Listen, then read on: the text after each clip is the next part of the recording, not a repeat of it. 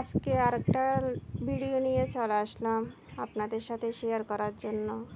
আজকে হচ্ছে কি বাজার করলাম, কি রান্না করলাম, সব কিছু আপনারা এই ভিডিওতে পাবেন। আপনারা অবশ্যই টুকিটাকি রান্নার পেজটি ফলো দিয়ে পাশে থাকবেন। সবসময় প্রতিদিন আপনাদেরকে নিত্য নতুন ভিডিও আপলোড দিব। আপনারা লাইক কমেন্ট দিয়ে অবশ্যই জানাবেন, কমেন্টের রিপ্লাই দিব অবশ্যই।